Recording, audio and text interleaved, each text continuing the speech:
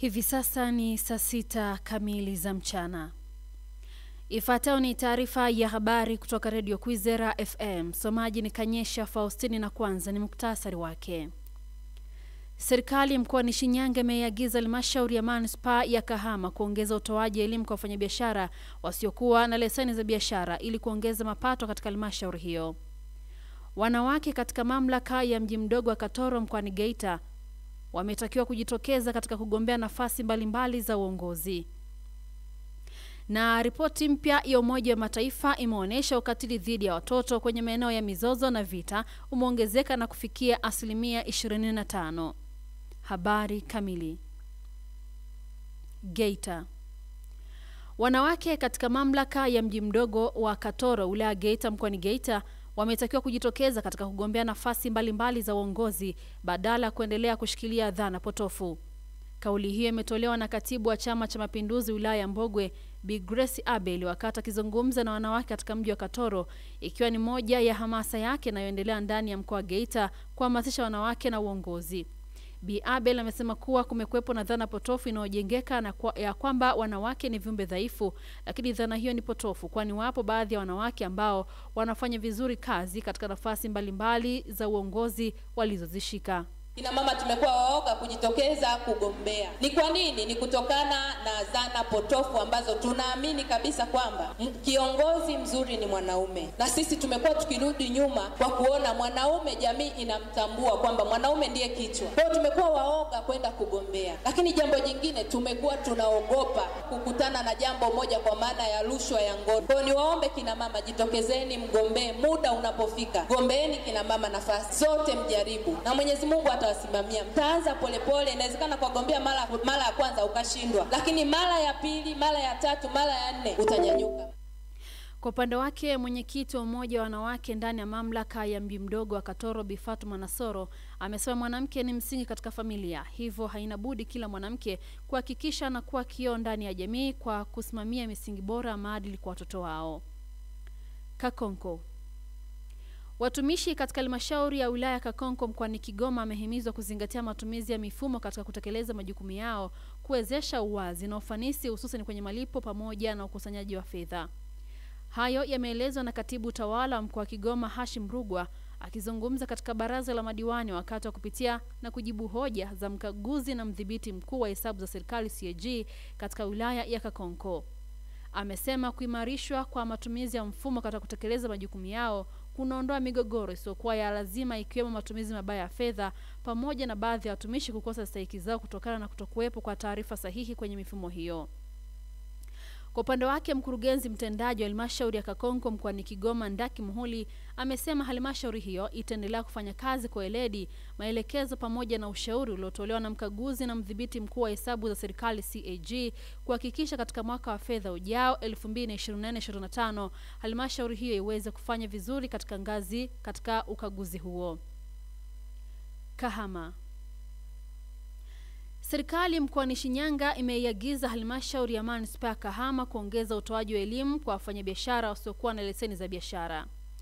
Wito huo umetolewa na kaimu mkuu wa mkoa wa Shinyanga ambaye ni Mboni Muhita wakati wa baraza maalum la madiwani linalojadili hoja za mkaguzi na mdhibiti mkuu wa hesabu za serikali CAG, ambapo amesema kuwa utoaji wa elimu hiyo utawasaidia wafanyabiashara hao kuelewa faida na athari za kutokuwa na leseni.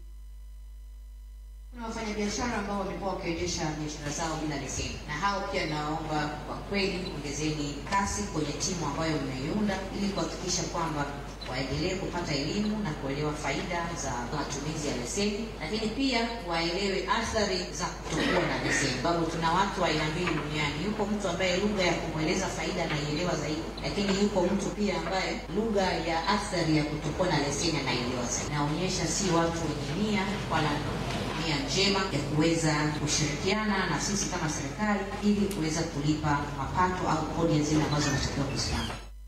Aidha, mkurugenzi mtendaji wa halmashauri ya manispaa ya Kahama Masudi Kibetu amesema wanaendelea kuwafikia wafanyabiashara na kuelimisha na kudai kuwa halmashauri hiyo imefanikiwa kuongeza mapato kutoka bilioni 9 mpaka bilioni 12 katika kipindi cha mwaka mmoja uliopita. Lakini cha msingi ilikuwa tunazingatia sana maelekezo ambayo yanatolewa na serikali, kwa maana kwa kufuata sheria, kanuni na miongozo iliyopo. Kija kwenye ukusanyaji wa mapato, tumeongeza kwa muda mfupi, kwa mwaka 1.5 ambao nipo hapa, nimeongeza mapato ya bilioni 3. Baada hapo ilikuwa halmashauri ya manispaa kama inakusanya bilioni 9, lakini mpaka sasa tunakusanya bilioni 12.2 na tumeshafika zaidi ya 100%. Na hii yote ni ushirikiano ambao tumeonyesha, kwa maana watumishi wote wanafanya kazi kwa weledi na kwa kufuata miongozo na kanuni ambazo zipo.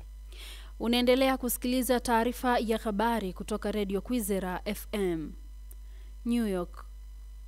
Ripoti mpya ya Umoja wa Mataifa imeonyesha ukatili dhidi ya watoto kwenye maeneo ya mizozo na vita umeongezeka na kufikia 25%. Ripoti hiyo iliyochapishwa jana inasema kuwa mwaka 2024 visa vya ukatili wa watoto kwenye maeneo hayo vilipanda kwa 25% ikilinganishwa na mwaka 2023. Kulingana na ripoti hiyo, kulikuwa na matukio 41,370 ya ukatili wa watoto yaliyorekodiwa mwaka uliopita, kiwango ambacho ndio kikubwa zaidi tangu kuanza kuandaliwa ripoti hiyo karibu miaka 30 iliyopita. Mzozo wa ukanda wa Gaza umetaja kuwa na idadi kubwa zaidi ya visa vya ukatili na madhila kwa watoto. Umo pia mzozo wa Kongo, vita vya Ukraine, Sudani, hali ya machafuko ya Haiti na usajili wa watoto kwa nguvu kwenye biashara haramu ya dawa za kulevya nchini Colombia. Washington. Wawakilishi wa Jamhuri ya Kidemokrasia ya Kongo na Rwanda wanatarajiwa kutia saini mkataba wa amani mjini Washington ifikapo Juni 27 mwaka 2025. Hayo yameelezwa kwenye taarifa ya pamoja kwa vyombo vya habari iliyotolewa kwa nchi hizo mbili na Wizara ya Mambo ya Kigeni ya Marekani.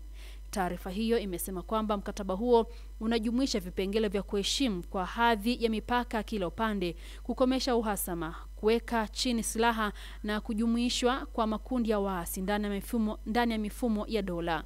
Pia pande hizo mbili zimeahidi kufanya mkutano wa ngazi ya mawaziri wiki inayokuja na zimewaalika viongozi wa pande zote mbili kuhudhuria.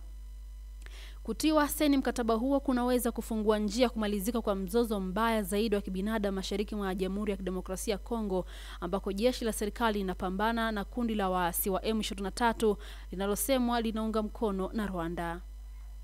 Geneva.